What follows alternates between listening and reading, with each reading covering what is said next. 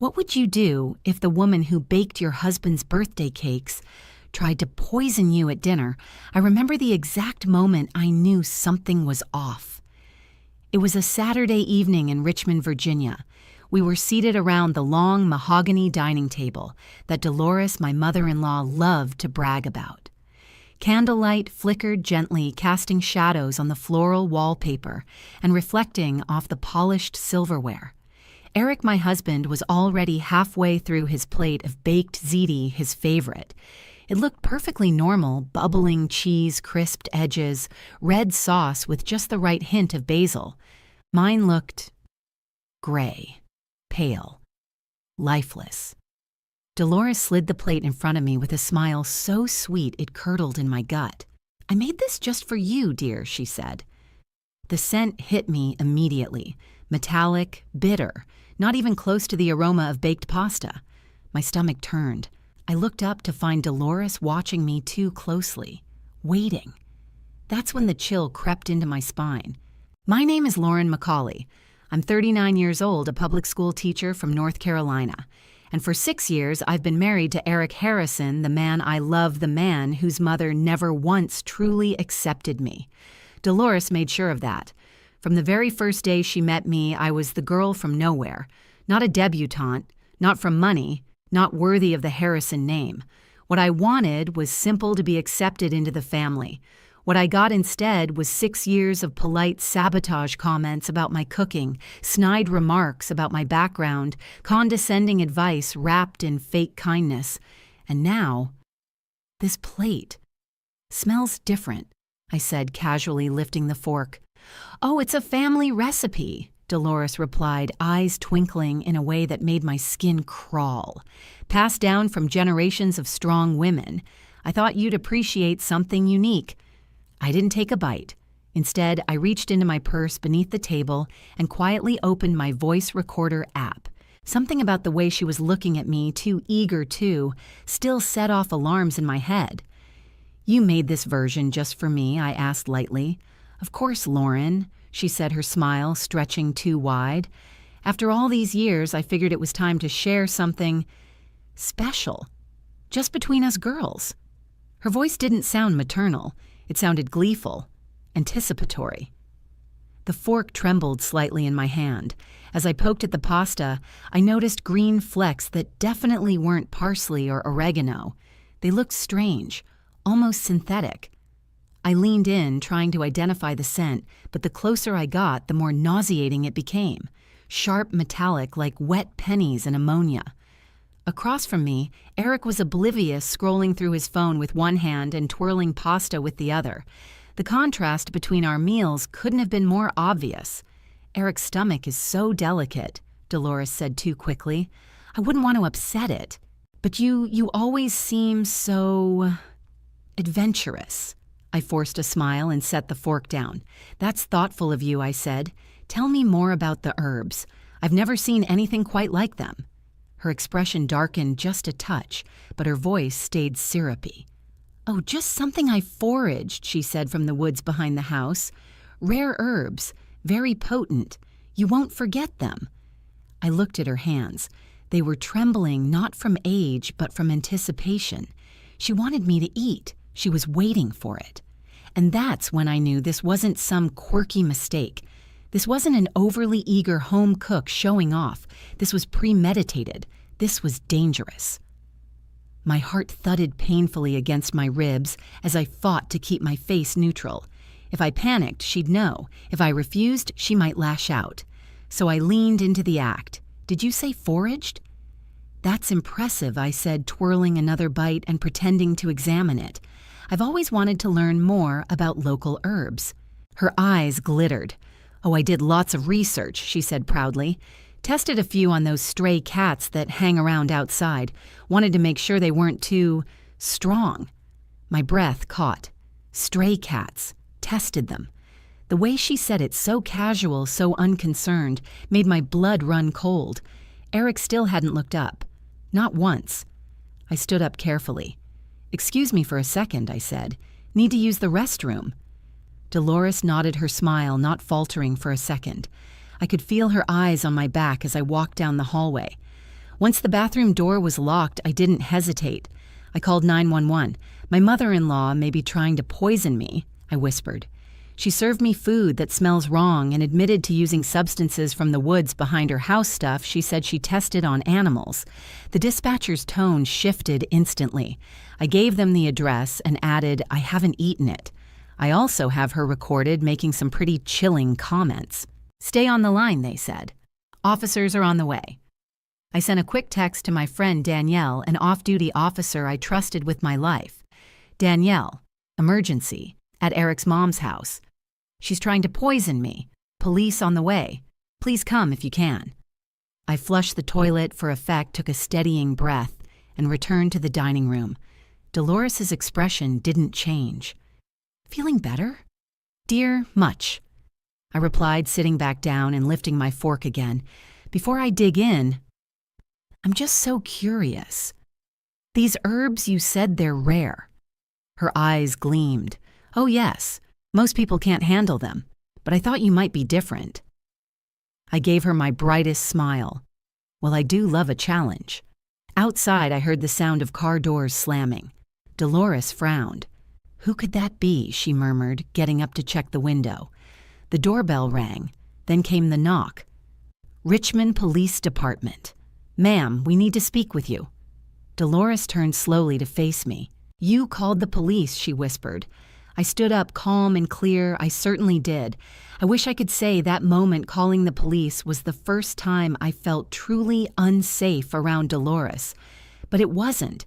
It was simply the first time I had proof. The truth is, the signs had been there for a long time. I just hadn't wanted to believe them. The first time I met Dolores was 6.5 years ago. Eric and I had been dating for 5 months, and he invited me to his parents' home for Sunday brunch. I was nervous, excited, but hopeful. I brought a homemade blueberry coffee cake, my mother's recipe. Dolores took one look at the cake, then at me, and said, "How quaint. You bake the way she said it, like I'd offered her a dead fish." She didn't try it, not a bite. But she made a big show of bringing out her own little something, which just happened to be a fresh berry tart from a local upscale bakery. She wanted to make sure we had something edible, Eric told me later, laughing as if it were a joke. But it wasn't a joke. It was a pattern. Every visit after that came with subtle barbs, backhanded compliments. "Oh, Lauren, that blouse is fun." Or, Eric's used to a different kind of lifestyle. "It'll be quite an adjustment for him." At first I brushed it off. Eric loved me after all. Dolores would come around. She didn't. If anything, she escalated. About 2 years into our marriage, I started getting sick after meals at her house. Nausea, migraines, sometimes even fever. Always just me. Never Eric. Never anyone else. One night after dinner, I ended up in urgent care. The doctor said it was food poisoning. Could have been undercooked meat, he suggested. But Dolores had served a vegetarian quiche. When I told her, she gasped and clutched her pearls. "Oh dear, was the cream off? Or maybe the eggs weren't fresh. I'm so sorry, Lauren." I'm always careful, but sometimes things slip through the cracks. It sounded reasonable. Accidents happen. But then it happened again and again. The most blatant was last Christmas. She gave me a tray of holiday cookies she claimed were sugar-free. "I know you're watching your weight," she said, like it was a kindness. The first bite tasted wrong, bitter, like soap. My tongue tingled. Eric tried one and spat it out immediately. "Mom, did you mix up the sugar substitute?" he asked. Dolores smiled sweetly. "Oh no, perhaps I used the wrong extract. Vanilla and almond bottles look so similar, don't they? But the thing is, almond extract doesn't taste like bleach. I spent the next 24 hours vomiting." Dolores sent me a lavender-scented card with a note that read, "Get well soon, dear." "Next year, I'll let someone else do the baking." I showed the card to my therapist a week later. "She's gaslighting you," she said plainly. "This isn't forgetfulness. It's malicious." But I still wasn't ready to believe that. Eric had been raised by this woman. She used to read him bedtime stories and bandage scraped knees. I didn't want to be the wife who drove a wedge between a son and his mother, so I stayed silent. I made excuses. I told myself I was overreacting, but deep down I was afraid. Afraid that one day the accidents wouldn't just make me sick. They'd kill me. I started noticing strange things in her house. Her garden books opened to chapters on poisonous plants, a bookmarked page on common foraging mistakes, a sticky note on her fridge that said check dosage for size. At the time, I chalked it up to her obsession with herbal remedies. She was always trying to play apothecary, making her own oils, growing special mint and lemon balm in the backyard. She had an answer for everything. "Oh, that note, just something from my yoga instructor," she said once, casually waving it away. "He's a holistic health coach, very intense. Looking back now, I feel stupid. I should have trusted my gut." That's the part that haunts me most, not just what Dolores did, but how long I ignored the alarm bells ringing in my own head. 2 months before the dinner from hell, Dolores invited us over for her herb garden showcase. She made a massive deal of the fact that she was cultivating rare plants with medicinal potential. I remember standing on her porch, looking at the potted plants lined up like little soldiers, and feeling a chill I couldn't explain. Some had no labels. Others had names written in Latin. When I asked about one with deep purple leaves, she smiled and said, "Oh, that one's my secret ingredient, only for special occasions." Later that night, I Googled it based on the leaf shape.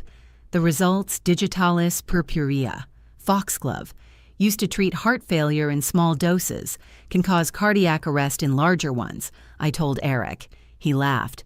"Babe, you're getting worked up again. Mom's not a witch. She just likes her garden." Now sitting at her dining table with that poisoned pasta in front of me, I realized this wasn't new. This was the finale. The pasta was her endgame. The bitter cookies, the tainted drinks, the garden tours. They were just rehearsals, a slow burn. She had been testing my limits, training me to doubt my instincts, softening me up for the final performance. And if I hadn't recorded that conversation, if I had taken one bite, I might not have lived to tell this story. I sat there, my pulse pounding in my ears, the fork still poised like a weapon in my hand. Dolores's pasta dish sat inches from my face, its gray sheen catching the chandelier, light the scent growing more noxious by the second. She was watching me again. That gleam in her eye had gone beyond eager. It was hungry. "Go on, try a bite," she said, voice low and syrupy. "Tell me what you think of my special recipe." I forced a smile. "Just one more question," I said lightly. "These green flecks, they look so unusual. You really found them out in the woods?" Dolores's mouth curled. "Oh yes, right near that old trail Eric used to ride his bike on as a boy. I did my research. Very selective picking." I leaned forward. Selective, how she lowered her voice as if sharing a family secret. I wanted to make sure they were just strong enough, not enough to hurt, at least not right away, just enough for effect. Effect. The word echoed in my skull. She wasn't even hiding it anymore. "What kind of effect?" I asked, my tone still bright, like calming, soothing. She tilted her head and smiled wider. "Oh, I think you'll find it unforgettable." My fingers clenched around the fork's handle. I reminded myself, don't react, don't show fear, keep her talking. The recorder in my purse was still running. I needed more, needed her to spell it out. "I wish I had your foraging skills," I said. "So many plants out there look dangerous, though," she laughed softly. "Only if you don't know what you're doing." "I've had, let's call them trial runs." "Trial runs," I echoed. Her eyes flicked toward the garden window. "Stray cats. A shame, really, but someone has to test the waters." There it was, the confession. I blinked once. "And what happened to them?" "Oh, they wandered off," she said, waving a hand. "Laid down somewhere, I imagine." My mouth was dry, my stomach roiled not from the food, but from the horror. She had tested her poison on living creatures. Not accidentally, deliberately. Carefully. This woman, the one who sent hand-embroidered napkins for every holiday and insisted on family prayer, had been experimenting like some backwoods chemist with an herb obsession and a god complex. And Eric had no idea. He was still glued to his phone halfway through his pasta, as if nothing in the world were wrong. I felt like I was living in a parallel universe. How could he not feel the ice in the air, the darkness curling under Dolores's words? Then, the knock. 3 quick raps at the door. Dolores froze mid-sentence. A beat, then another knock, louder, firmer. Richmond Police Department. "Ma'am, we need you to open the door." She slowly turned her head toward me. "You called them?" I stood up. Yes, I did. Her face contorted, the sweetness peeling away in an instant like flesh from a rotten fruit. "You butch," she spat. "You manipulative, pathetic."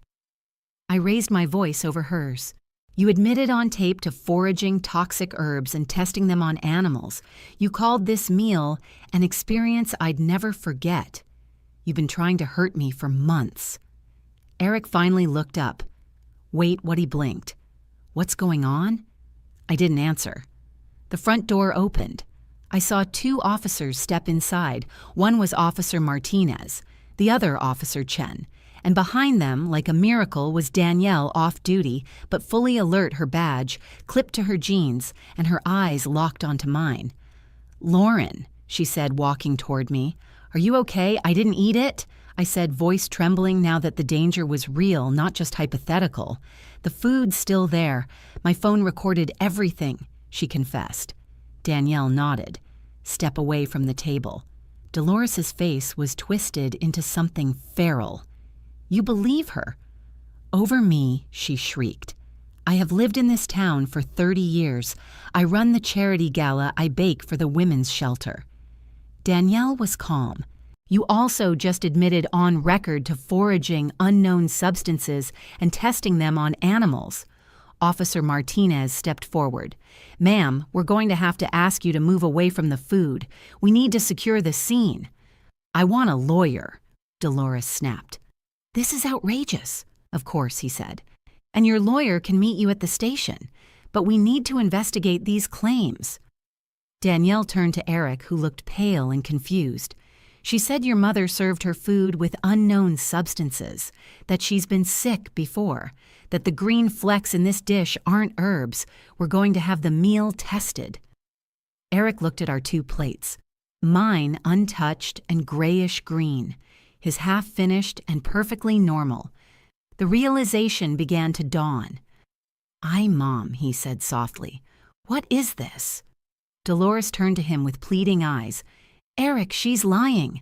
She wants to turn you against me." Eric pointed to the plate. "Why does her pasta look different than mine?" Dolores faltered. Because yours is mild. You always said spicy food upset your stomach." "That's not spicy," he said. "That's gray." Danielle stepped forward with gloves and an evidence kit. She carefully photographed both plates, then scraped samples into sealed containers. "I need to call in hazmat," she said quietly to Officer Chen. "We don't know what's in this." I watched Dolores's composure crack. The confident smile was gone. The sweetness had curdled. She looked like a cornered animal, eyes darting, voice cracking. "You people are ruining my life," she screeched. "No," I said, voice calm but steel under velvet. "You did that all by yourself." Dolores stood motionless in the dining room, her face pale and twitching as Danielle zipped up the last evidence bag. Her manicured fingers curled into fists by her sides, knuckles white with fury. Eric hadn't moved. He just stared first at the 2 plates of pasta, then at his mother, then at me. "Mom," he said again. Quieter this time. "What did you do?"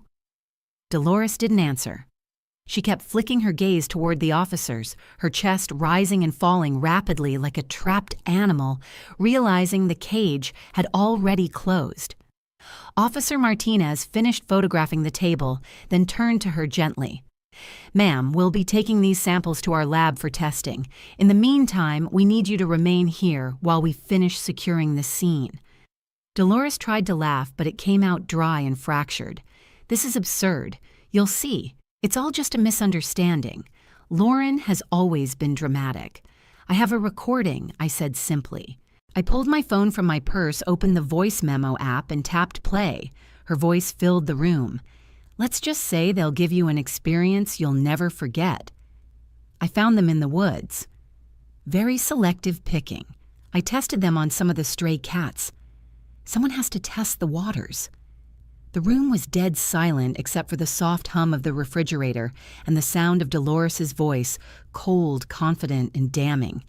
Eric looked like he'd been punched. His lips parted, his brow furrowed as the full realization set in.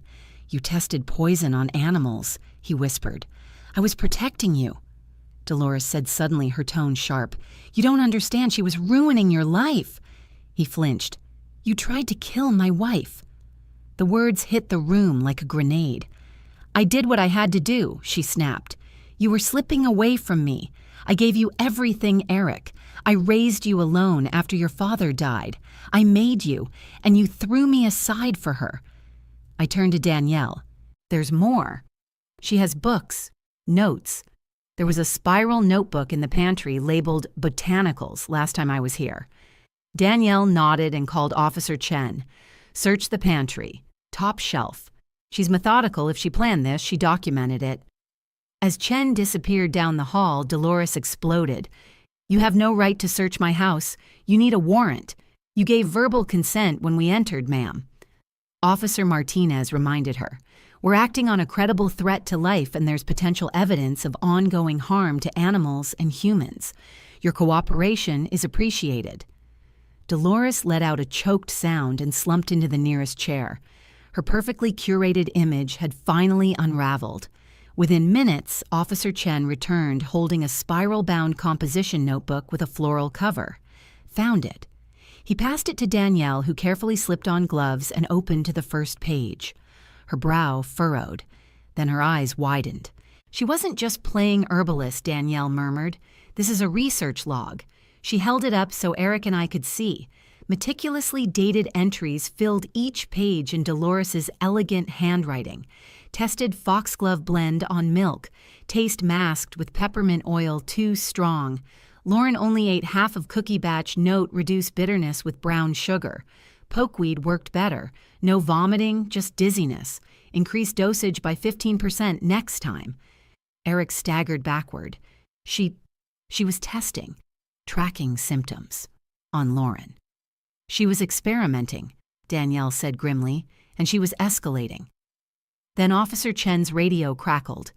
"Dispatch be advised, hazmat team just uncovered 3 shallow graves in the back garden, believed to be animal remains, requesting veterinarian support and confirmation, suspected poisoning." I covered my mouth. The cats. They hadn't wandered off. They had died. My stomach churned violently. I wanted to run scream-cry, but I stood frozen, rooted in disbelief. Eric swore under his breath and turned to his mother. "Those cats. You said they were just strays. You said they stopped coming around because of the weather."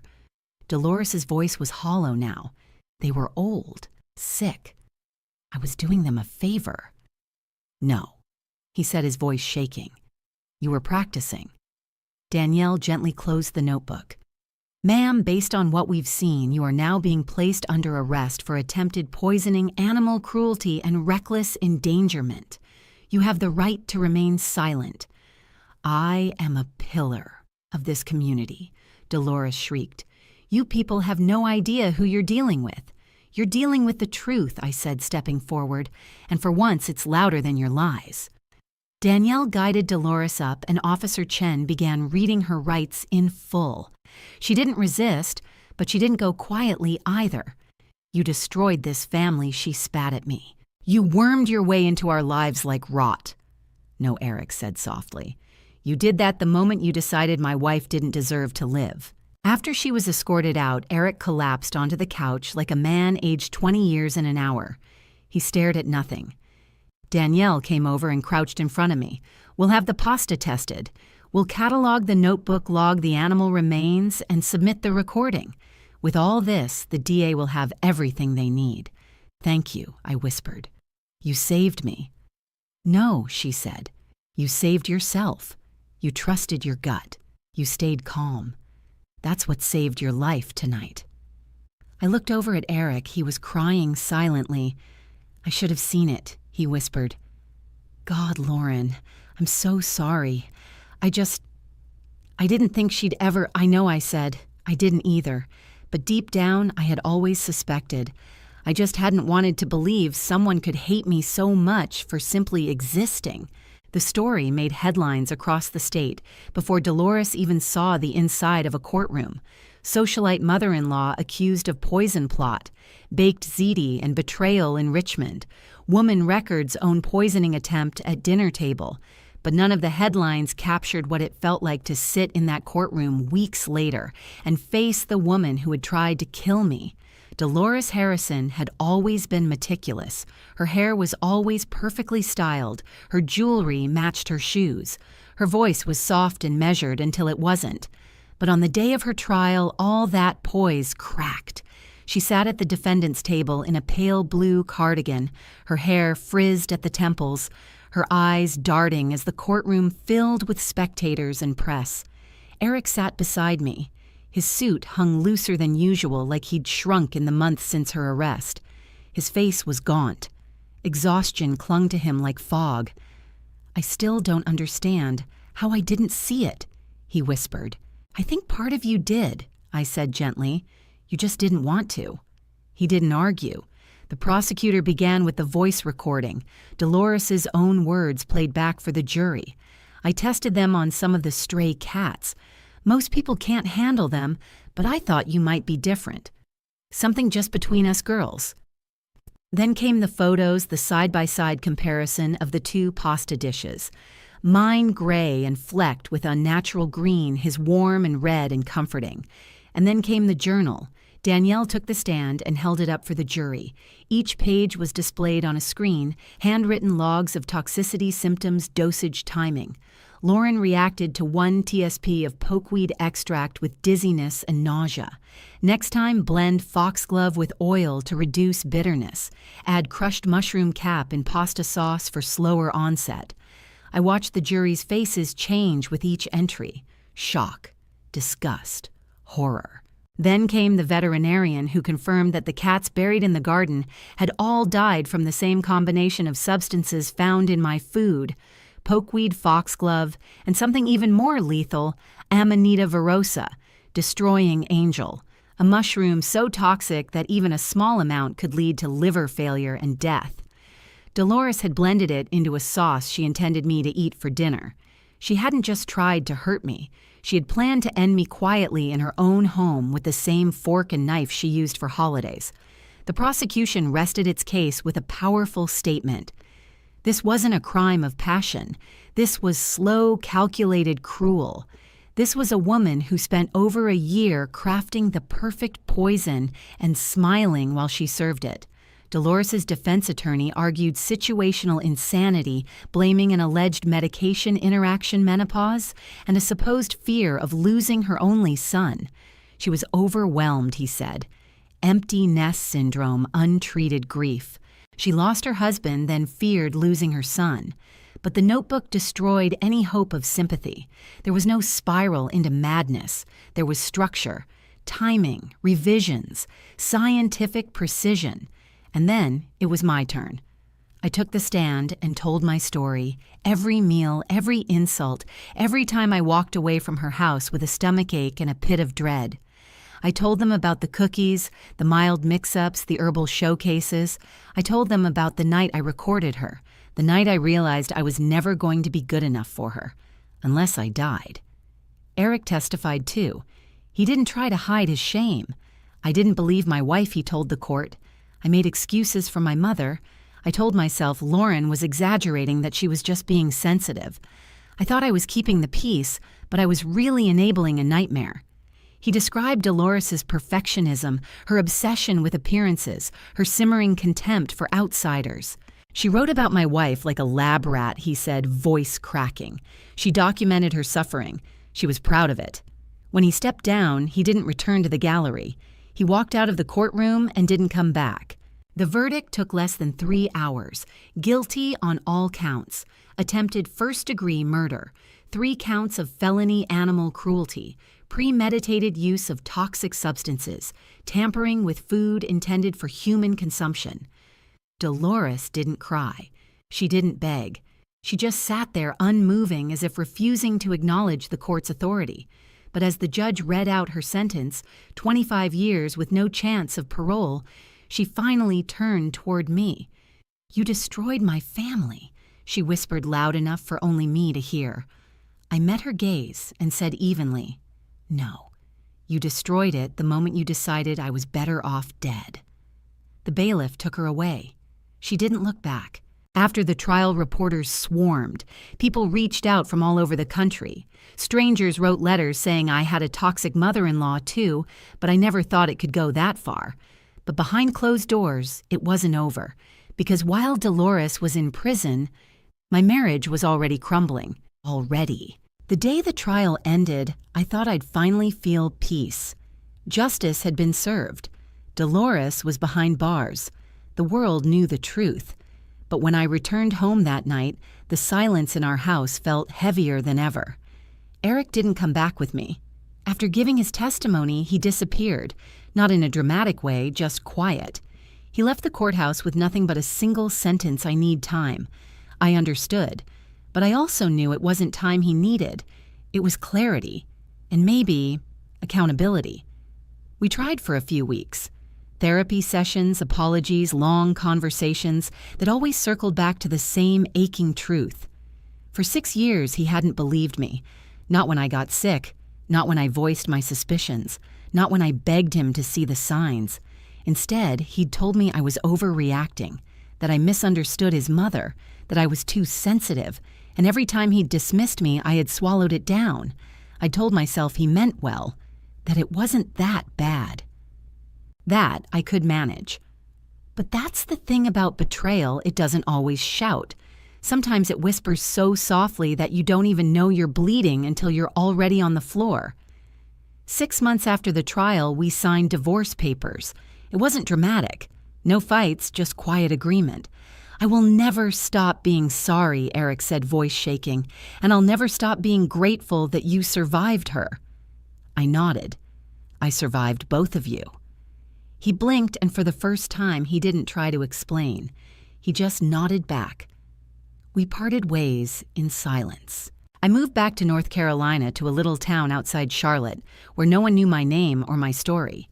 I rented a modest house with a fenced yard and started over. For the first time in years, I slept through the night. The settlement from the divorce was enough for me to take time off from teaching. I'd been in survival mode for so long, I didn't remember what peace felt like.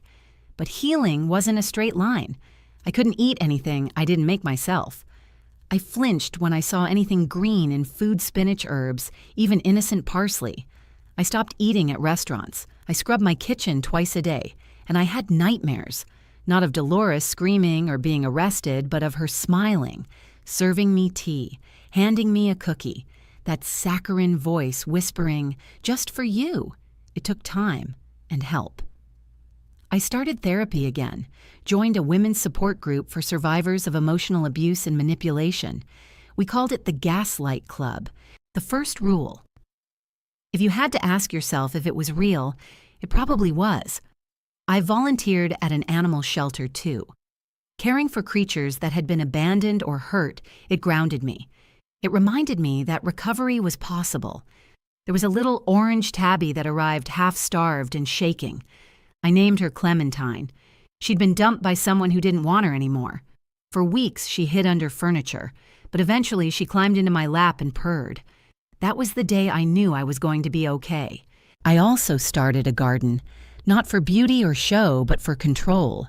Raised beds lined the side of my house filled with herbs I chose myself.